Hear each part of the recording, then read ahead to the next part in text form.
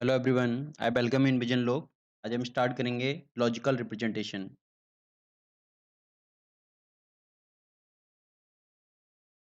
तो हमारा टॉपिक चल रहा है नॉलेज रिप्रेजेंटेशन एंड रीजनिंग। यहाँ पर हम देखेंगे लॉजिक रिप्रेजेंटेशन। तो हम स्टार्ट करते हैं कि व्हाट इज लॉजिकल रिप्रेजेंटेशन। तो हमने इसमें देखा था एक टाइप की जो लॉजिकल रिप्रेजेंटेशन को देता है, हमारा नॉलेज रिप्रेजेंटेशन की एक टेक्निक आती है लॉजिकल रिप्रेजेंटेशन। ठीक है कि जो हमारे एजेंट है वो किस टाइप से नॉलेज को रिप्रेजेंट करेगा। तो देखते हैं drawing the conclusion based on the various condition, मतलब अलग अलग कंडीशन के बेस पे, अगर प्रेडिकेट के बेस पे क्या होगा, एक कंक्लूजन ड्रॉ होगा यहाँ पर। ठीक है। अब लॉजिक क्या होता है? लॉजिक को बोलते हैं medium of conversation with in AI. Artificial intelligence के अंदर एक मीडियम टाइप से यूज करता है कि हमारे पास जो नॉलेज अवेलेबल है, हमारे पास जो नॉलेज अवेलेबल है उसको हम यूज करेंगे, मतलब उस पर लॉजिक लगाएंगे, दैट इज यूज, मतलब उस चीज को हम रिप्रेजेंट करेंगे मशीन से, दैट इज लॉजिकल रिप्रेजेंटेशन। उसको हम यूज कराते हैं। नॉलेज रिप्रेजेंटेशन का एक तरीका आता है, हमारी एक टेक्निक आती है जिसका हम यूज करते हैं on the basis of logic. हम इसमें देखेंगे अब लॉजिक होता क्या है। अब इसमें हम थोड़ा-सा डिटेल में जाएँगे तो लॉजिक में हमें समझ में आता है कि लॉजिक है क्या? तो लॉजिक में हम बोलते हैं कि जैसे हम एक एग्ज़ाम्पल ले सकते हैं। जैसे हमने एक एग्ज़ाम्पल ले ले लॉजिक में हमने बोला कि हमारे पास हमने एक चीज़ ले ली कि स्टूडेंट है हमारे पास कुछ, ठीक है? हमने बोला कि हमारे पास कुछ स्टूडेंट है वो पास हो गए, ठीक है? हमने बोला कि स्टूडेंट पास, हमने बोला कि हमारे पास स्टूडेंट ए है और ए क्या हो गया? पास हो गया। अब पास हो गया इसका मतलब क्या है? अब पास हो गया इसका मतलब क्या होगा उसका, कि पास होने का मतलब है कि उसके जो मार्क्स हैं वो अप्रॉक्सिमेट 33% से ज़्यादा हैं, 33% या ज़्यादा हैं।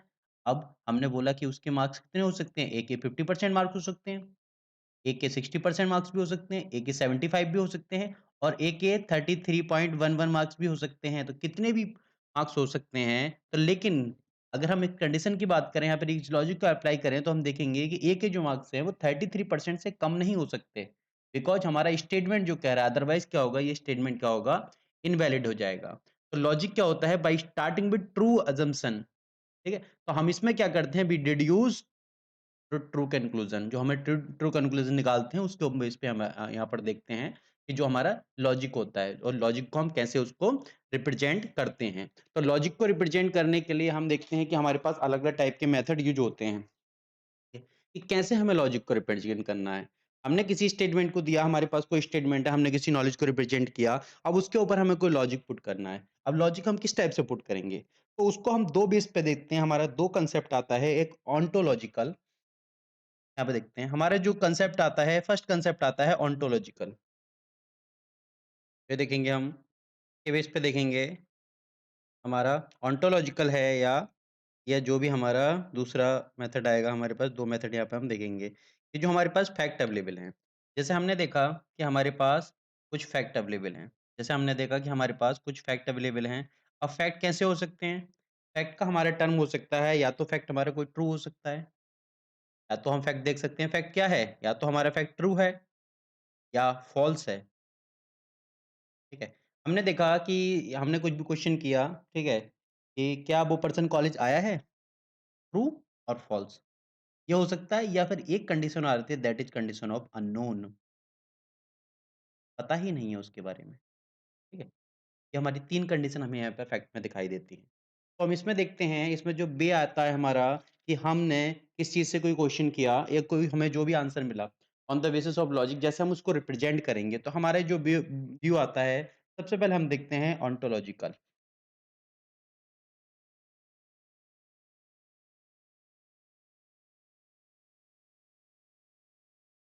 ओंटोलॉजिकल वर्सेस एपिस्टेमोलॉजिकल। ये दोनों हमारे फिलॉसफी के टर्म आते हैं।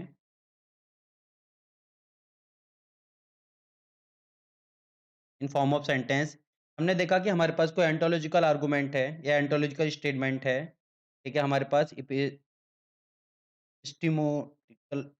हमारे पास ये स्टेटमेंट है हमारे यहाँ पर। तो हम इसमें देखते हैं, जैसे हमने देखा कि हमारे पास कोई फैक्ट अवेलेबल है, हमने किसी को क्वेश्चन किया हमारे पास क्या अवेलेबल है, क्या नहीं है। तो उसमें हम देखेंगे कि that is called propositional logic. तो हम यहाँ पर देखेंगे, यहाँ पर हमारा दिखाई देगा प्रोपोज़िशनल लॉजिक, कि हमारे यहाँ पर फैक्ट की बात करते हैं। यहाँ पर हम जो प्रोपोज़िशनल लॉजिक होता है वो हमारी फैक्ट की बात करता है कि क्या हमारे पास फैक्ट है और क्या नहीं है, उसके ऊपर डिपेंड करता है ये प्रोपोज़िशनल लॉजिक। अब हम ओंटोलॉजिकल व्यू की तरफ देखते हैं, तो यहाँ पर हम देखते हैं, यहाँ पर हमें दिखाई देगा, जैसे हम प्रोपोज़िशनल लॉजिक या लॉजिक से हम आगे बढ़ेंगे, तो हम देखेंगे जो प्रोपोज़िशनल लॉजिक है, वो हमारा अगर हम उसमें हम बात करेंगे डिग्री ऑफ़ ट्रुथ की, अगर हम देखेंगे हमने इस चीज़ को कहा है, हमने क्या कहा है इस चीज़ को? हमने जो प्रोपोज़िशनल लॉजिक में देखा था कि यहाँ पर तो हमारा सिर्फ़ फैक्ट पे बेस पे काम कर रहा था, मतलब बूलियन अलजेब्रा, या तो चीज़ है या नहीं है, या तो 0 या 1 उसकी फ़ॉर्म में हमने देख रहे थे। लेकिन जब इसमें हम देखेंगे कि यहाँ पर हमें दिखाई देगा कि जिस चीज़ की हम बात कर रहे हैं उसकी ट्रुथनेस, ठीक है? मतलब वो अगर ट्रू है तो उसकी ट्रुथनेस कितनी है? अगर वो फ़ॉल्स है तो उसकी फ़ॉल्सनेस कितनी है? अगर इस चीज़ के ऊपर बात करें तो ये आ जाएगा हमारा डिग्री ऑफ़ ट्रुथ। अब उस चीज़ की डिग्री ऑफ़ ट्रुथ कितनी है? आपने किसी से पूछा कि आज बारिश हुई? तो उसने बोला कि हाँ, बारिश हुई आज, ठीक है? अब हमें ये नहीं पता कि कितनी बारिश हुई, क्या उसका लेवल था, ठीक है? जैसे हमने एक एग्ज़ाम्पल दिया कि बोल देंगे कि पापा ने बहुत तेज़ थप्पड़ मारा। अब तेज़ कितना मारा? अब यहाँ पर जो स्टेटमेंट आएगा तेज़ क्यों मारा, उसकी डिग्री की ट्रुथनेस क्या थी? बहुत तेज़ मारा या उससे थोड़ा-सा कम तेज़ मारा? तो ये हमारा आता है that is a fuzzy logic, fuzzy logic. ये हमें दिखाता है डिग्री ऑफ ट्रुथनेस। ठीक है। ये फैक्ट में देखते हैं हम जो प्रोपोज़िशनल लॉजिक में आता है, कि प्रोपोज़िशनल लॉजिक को हम थोड़ा-सा एक्सटेंड करेंगे on the basis of degree of truth, तब हमारा दिखाई देगा फजी लॉजिक। अब इसी चीज़ की अगर हम बात करें, ठीक है, कि हमारे जो ऑब्जेक्ट के ऊपर, रिलेशन के ऊपर, यहाँ पे हम बात करें कि ऑब्जेक्ट बेस पर, रिलेशन के बेस पर, रिलेशन के बेस पर, कि उनमें क्या रिलेशन है, ठीक है। उसके जो फैक्ट हैं, उसको हम ओंटोलॉजिकल कंक्लूज़न के अकॉर्डिंग देखेंगे यहाँ पर हम। मतलब जो हमारा फैक्ट है, उस फैक्ट से वो कितना बिलॉन्ग करता है। तो मतलब प्रिडिकेट, तो उसको प्रिडिक्ट करेंगे हम, कि क्या उसका प्रिडिक्शन है। तो उसके अकॉर्डिंग हमारा आता है, जैसे हम उसका देखेंगे कि हमारी जो है प्रिडिक्शन बढ़ती है, या हमारी जो ओंटोलॉजिकल आर्गुमेंट है, या ओंटोलॉजिकल कंक्लूज़न है, वहाँ पर रियलिटी, ठीक है, उसके होने की एक्जिस्टेंस उसका दिखाई देता है। ठीक है, उस एक्जिस्टेंस का लेवल क्या है, ये चीज़ हम देखते हैं। तो that is called first order predicate logic. यहाँ पर ऑब्जेक्ट और रिलेशनशिप की बात करते हैं। ऑब्जेक्ट और relationship, that is first order predicate logic. ये हमारा आता है फर्स्ट ऑर्डर प्रिडिकेट लॉजिक। अब हम देखेंगे कि फर्स्ट ऑर्डर प्रिडिकेट लॉजिक जो हमारा है, इसके बाद में हम देखते हैं जो हमारा प्रोपोज़िशनल लॉजिक आया, propositional logic on the behalf of belief, मतलब उसकी डिग्री ऑफ बिलीफ कितनी है। डिग्री ऑफ बिलीफ मतलब हमारा आता है कि जैसे हमने कोई क्वेश्चन किया, ठीक है? हमने कोई क्वेश्चन किया कि मान लो, जैसे हम बोले कि हमारे पास कोई स्टूडेंट है, एक स्टूडेंट बैठा है कोई क्लास में, ठीक है? तो हमने पूछा, क्वेश्चन पूछा कि मतलब जो स्टूडेंट ए है, ये क्लास में लास्ट जो जनवरी है, उस जनवरी के इस दिन, कोई भी दिन बता दिया हमने, ठीक है? कि जनवरी के फर्स्ट वीक में, ठीक है, वो स्टूडेंट प्रेज़ेंट था या नहीं था? अब हम क्या करेंगे? हमारे पास आंसर क्या होगा? हमने सिंपल सी क्वेश्चन किया। अब क्वेश्चन जो होगा क्वेश्चन फैक्ट बेस्ड हो सकता था, लेकिन हमने क्या क्वेश्चन किया कि स्टूडेंट ए जनवरी के फर्स्ट वीक के मंडे में आया था या नहीं आया? अब क्या आंसर होगा?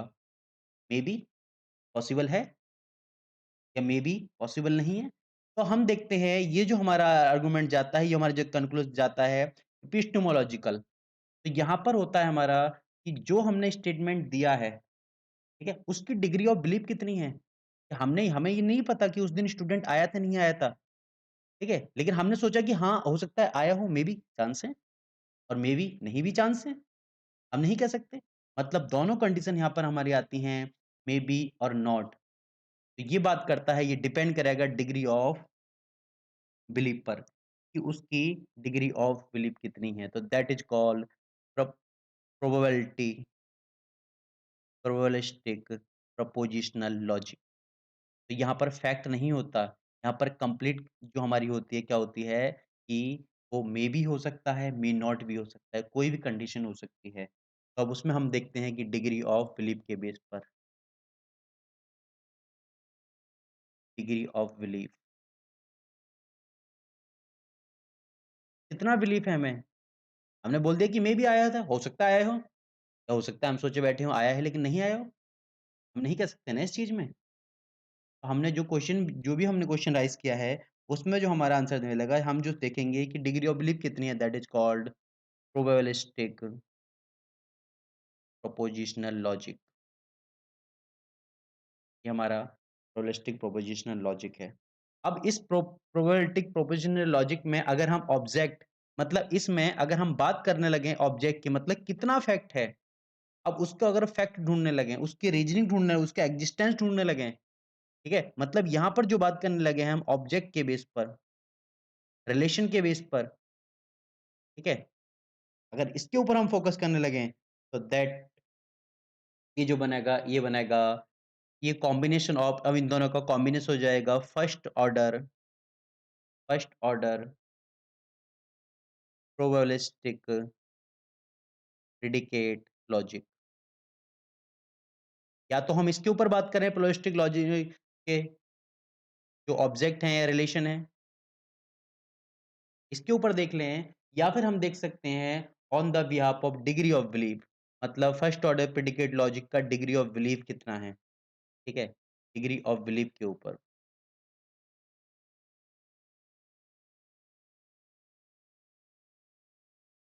हम डिग्री ऑफ बिलीफ के ऊपर देख सकते हैं। तो ओंटोलॉजिकल और एपिस्टेमोलॉजिकल आर्गुमेंट और कंक्लूजन के अकॉर्डिंग हमने देखा कि हमारा जो लॉजिक है, लॉजिक क्या होता है? ठीक है, हमने उस चीज़ को देखा कि जो फर्स्ट ऑर्डर लॉजिक है हमारा या प्रिडिकेट लॉजिक है, ठीक है? तो इसको जो लॉजिक रिप्रेजेंटेशन को हम देखते हैं तो लॉजिक रिप्रेजेंट हमारा अलग-अलग पार्ट में आता है दैट इज़ ये propositional logic, first order logic, fuzzy logic, probabilistic propositional logic तो हम इन चीज़ को देखेंगे आगे। हमारे पास 2 मेन इम्पोर्टेंट टॉपिक आते हैं लॉजिक रिप्रेजेंटेशन के अंदर। पहला आता है प्रोपोज़िशनल लॉजिक और दूसरा आता है predicate logic, first order predicate logic. हमारे 2 ही हम डिटेल में देखेंगे, बाकी हमारे ये जैसे हमने लॉजिक को समझने के लिए देखा कि लॉजिक हमारा होता क्या है। एक तो डिग्री ऑफ ट्रुथ के बेस पर देखा हमने, कि कोई फैक्ट है, हमें पता है कि हाँ, ये ट्रू है क फॉल्स हो सकता है। लेकिन अगर इसको हम ओंटोलॉजिकल बेस पे अगर देखेंगे, ठीक है? या फिर इसको एपिस्टेमोलॉजिकल कन्क्लूज़न इसका निकालेंगे, तो हमारा क्या निकलेगा? किस कंडीशन की तरफ जा रहे हैं हम? तो वहाँ पर हमने देखा है डिग्री ऑफ ट्रुथ के बेस पर fuzzy logic, degree of belief probabilistic propositional logic और ऑब्जेक्ट और रिलेशन के बेस पर that is called predicate logic. तो इस टाइप से हमने इसको देखा है कि predicate logic, first order logic. अगला हम देखते हैं जो हमारा प्रिडिकेट लॉजिक है, फर्स्ट लॉजिक होता है। तो हम जैसे-जैसे आगे-आगे हम क्या करेंगे, हम लॉजिक लगाएँगे, अपना-अपना लॉजिक अप्लाई करते रहेंगे और जैसे जो हम लॉजिक अप्लाई करते रहेंगे, उसमें हमें दिखाई देगा कि हमारे पास जो स्पेस ऑफ मॉडल्स है, ठीक है? एक जो हमारे पास कंप्लीट स्पेस बना हुआ है, जैसे हमने एक एग्ज़ाम्पल ले लिया, हमने बोल दिया कि हमारे घर कोई आया है, कौन आया है हमें नहीं पता। अब इसमें क्या हो सकता है, हमारा जो चांस हो सकता है, हम कहाँ का लॉजिक लगा सकते हैं? तो हमारा लॉजिकल स्पेस बहुत इंक्रीज़ हो जाएगा। लेकिन हम यही चीज़ बोलने लगे, हमारे घर कोई पर्सन आया है, मतलब कोई मेल आया है, मतलब कोई आदमी आया है, ठीक है? तो हमारा क्या होगा, स्पेस कम होगा थोड़ा-सा। हमें सोचने का जो दायरा है, जो लॉजिक हम अप्लाई करेंगे, जो अपनी नॉलेज है, उसको जो हम लॉजिक के थ्रू जो अप्लाई करने वाले हैं, उसका जो स्पेस है, वो कम हो जाएगा यहाँ पर हमारा। तो यहाँ पर हम देखते हैं, जो स्पेस हमारा जो उस पे काउंटर करता है, कि स्पेस हमारा कितना होगा। स्पेस के अकॉर्डिंग हम यहाँ पर हम देखते हैं स्पेस जो मॉडल होता है, वो कितना एरिया कंज़्यूम करेगा। तो जैसे-जैसे हमारे पास नए फैक्ट मिलते जाएँगे, जैसे-जैसे हमारे पास न्यू फैक्ट इंक्रीज़ होते जाएँगे, वैसे ही हमारे पास जो एक देखते हैं कि पावर है रिप्रेज़ेंट करने की, उस लॉजिक को रिप्रेज़ेंट किए वो हमारे पास इंक्रीज़ होती जाएगी। जैसे कि एग्ज़ाम्पल दूँ, एक न्यू न्यू फैक्ट पे जैसे हमने बोला हमने कोई बोल दिया कि किसी के घर में किसी मॉम ने बोला, कि किसी की मम्मी ने बोला कि मेरे घर में तो एक जानवर रहता है, ठीक है? एक एनिमल रहता है मेरे घर में, ठीक है? अब एनिमल रहता है तो हमारे दिमाग में क्या क्वेश्चन आएगा? हम क्या मीनिंग निकालेंगे? हम लॉजिक अप्लाई करेंगे अपना कि कौन हो सकता है? हमने अपना लॉजिक अप्लाई किया, तो यहाँ पर हम देखेंगे मीनिंग निकल सकता है हमारा कि मेबी डॉग हो या मेबी हो सकता है कोई गाय हो या भैंस हो, कुछ भी हो सकती है। लेकिन हमारे दिमाग में एक क्वेश्चन राइज़ हो गया कि वो किस चीज़ के लिए बोल रही है? तो उसके बोलने का तरीका क्या है? ठीक है? तो हमारे पास थोड़ी-सी और नॉलेज बढ़ी, थोड़े-से और हमें नए फैक्ट इंक्रीज़ हुए, हमारे पास न्यू फैक्ट फिर इंक्रीज़ होंगे। फिर उस मॉम ने बोल दिया कि इस चीज़ को एक किसी की मॉम ने एक चीज़ और ऐड कर दी, ठीक है? कि मेरे घर में जो जानवर रहता है, ठीक है? आवारा हो गया है, पढ़ता-लिखता नहीं है। इसका मतलब हमारा फिर दायरा बढ़ा कि हम नहीं-नहीं इसके डॉग और काऊ की बात करें वो नहीं है। ये तो किसी पर्सन के लिए तो किसी पर्सन को जानवर यूज़ कर रही है। तो हम उसके लिए आइडिया लगाएँगे कि हमारा क्या हो सकता है, हमारे क्या होगा, ये जो न जैसे-जैसे नए फैक्ट मिलेंगे, नए फैक्ट मिलेंगे तो हमारा जो लॉजिक लगाने का जो तरीका है, जितनी देर में हम लॉजिक लगा सकते हैं उसका हमारा स्पेस कम होता जाएगा।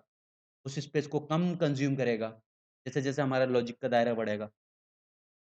अब उसी में बोल दिया कि जानवर रहता है, हम समझ गए कि जानवर अपने बेटे को बोली, अब मान लो उसके 2 बेटे हैं, किस पर्सन को बोल रही है, ठीक है? तो हमारे पास थोड़ी-सी और नॉलेज बढ़ी।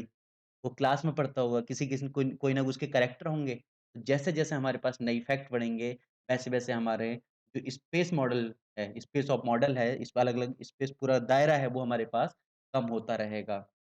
तो वो सिर्फ़ डिपेंड करता है इसी के ऊपर कि जैसे-जैसे हमारे पास फैक्ट बढ़ते हैं। इन सब में हमारे पास जितने ज़्यादा फैक्ट होंगे, यहाँ पर हमने देखा, एपल में देखा, यहाँ पर जितने हमारे पास फैक्ट जाएँगे, उतना ही हम जल्दी से उस लॉजिक को अप्लाई कर सकते हैं। ये हमारा जनरल टर्म में हमने देखा कि लॉजिक क्या है, कैसे लॉजिक को हम रिप्रेज़ेंट करते हैं। अगला हम देखते हैं जो लॉजिक रिप्रेजेंटेशन है, क्या बोलते हैं? ये बोलते हैं it is a language some concrete rule, ठीक है? इसके कुछ फिक्स रूल होते हैं जो डील करते हैं प्रोपोज़िशन के साथ। Has no ambiguity in representation, मतलब यहाँ पर जो रिप्रेजेंट कर रहा है, वहाँ पर किसी भी टाइप की कोई भी एम्बिग्यूटी हमें दिखाई नहीं देगी। एम्बिग्यूटी का मतलब हमारा होता है कि जो क्लियरिटी, एक तरह से क्लियरिटी हम देख सकते हैं, कि हमारे पास क्लियरिटी चाहिए हमें, कोई एम्बिग्यूटी, ठीक है? मतलब अनक्लियर नहीं होनी चाहिए जो भी चीज़। तो हमारे पास हमें रिक्वायरमेंट है कंप्लीट क्लियरिटी की। अब क्लियरिटी हम यहाँ पर बात कर रहे हैं मशीन को लर्न कराने की, तो वहाँ पर जब तक उस चीज़ को वो क्लियर नहीं होगी, जब तक वो अपनी नॉलेज को सही से रिप्रेज़ेंट नहीं कर पाएगी, तो कैसे हम सोच सकते हैं उसका जो डिसीज़न है जो भी डिसीज़न मेकिंग प्रोसेस है वो सही होगा? हम नहीं सोच सकते इस चीज़ को, तो उसके लिए रिक्वायरमेंट है हमें एम्बिग्यूटी, ठीक है? तो यहाँ पर हम देखते हैं इसके अंदर आते हैं ये consist the precisely defined syntax and semantic, ठीक है? Which support the sound inferences, जो साउंड इन्फ्रेंसेस को सपोर्ट करती है, जैसे एल्गोरिथम, कोई भी एल्गोरिथम होता है,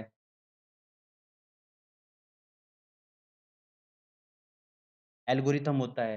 एल्गोरिथम में हमारी 2 हम कंडीशन देखते हैं, एक तो साउंड आती है, दूसरी कंप्लीटनेस आती है, ठीक है? जो कंप्लीट होती है, साउंड या ट्रुथ प्रिजर्विंग जो होती है हमारी, यहाँ पर हम देखते हैं कि जिस चीज़ को हमने फिक्स किया, जो फिक्स है और सही है, मतलब ये फिक्स एंड सही सेंटेंस हमें दिखाई देगा in form of sound influences. तो साउंड हमारा होता है जो इसकी एल्गोरिथम के ऊपर आती है साउंडनेस और कंप्लीटनेस, ये सब इसमें देखते हैं। तो हमारा आता है कि मतलब कि वो एक्जिस्ट करती है, उसका एक्जिस्टेंस कितना है। दूसरे हम कंप्लीटनेस देखते हैं, ठीक है? तो हमारी इस चीज़ में देखते हैं। तो यहाँ पर क्या करते हैं, each sentence translated into logic, जो भी वो लॉजिक में ट्रांसलेट होगा using syntax and semantics. Syntax क्या होता है हमारा?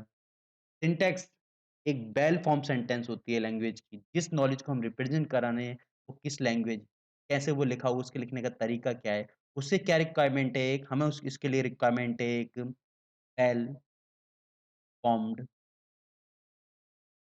Sentence, well formed sentence requirement है। मतलब हम यहाँ पर देखेंगे कि सिंटैक्स में हम उस चीज़ की बात करते हैं जो अलाउ है, जिसे हम अलाउ कर सकते हैं, ठीक है? मतलब एक वेल फॉर्म्ड सेंटेंस होगा, उसका हम यूज़ करेंगे यहाँ पे बताने के लिए और उसको रिप्रेज़ेंट करने के लिए। तो हमारे यहाँ पे 2 ही टाइप के एरर दिखाई देंगे, नॉलेज रिप्रेजेंटेशन के अंदर, लॉजिकल रिप्रेजेंटेशन के अंदर, सिंटैक्स और सिमेंटिक। सिंटैक्स मतलब वेल फॉर्म सेंटेंस में नहीं अवेलेबल। सिमेंटिक मतलब मीनिंग, यही बात करता है मीनिंग की, ठीक है? कि उसका जो ट्रुथ है और मीनिंग है सेंटेंस का क्या होगा, मीनिंग, ठीक है? कि क्या वो सही मीनिंग निकाल पा रहा है, ठीक है? तो वो करता है डिफाइन करता है meaning of the sentence in A environment और वर्ड। तो किसी मॉडल के लिए ट्रुथ ऑफ सेंटेंस डिटरमाइन करने के लिए कुछ रूल होते हैं, दैट इज़ कॉल्ड सिमेंटिक। जो रूल होते हैं वही हम उसी को हम बोलते हैं कि वो हमारे सिमेंटिक होंगे। ये हमारी आती है सिंटैक्स और सिमेंटिक। ये थे हमारी लॉजिकल प्रेजेंटेशन। ये जो लॉजिक रिप्रेजेंटेशन पढ़ेंगे हम नेक्स्ट उसमें 2 में पढ़ेंगे, प्रोपोज़िशनल लॉजिक और फर्स्ट ऑर्डर लॉजिक, जो हम यहाँ पर ऑलरेडी देख चुके हैं। ये हमारा आता है यहाँ पर, इस चीज़ को जब एंटोलॉजिकल और एपिस्टेमोलॉजिकल जो हमारी कंक्लूज़न जो आर्गुमेंट होता है उसमें हम बात करते हैं, जब दोनों का हमें दोनों की जो हम लेके चलते हैं विद फैक्ट, हमारा होता है वो first order probabilistic predicate logic, ये हमारा बनता है, ये हमने यहाँ पर बात की थी। ठीक है? तो हम नेक्स्ट क्लास में इस चीज़ को देखेंगे, जो हमारे पास आएगा लॉजिकल रिप्रेजेंटेशन के दोनों टाइप।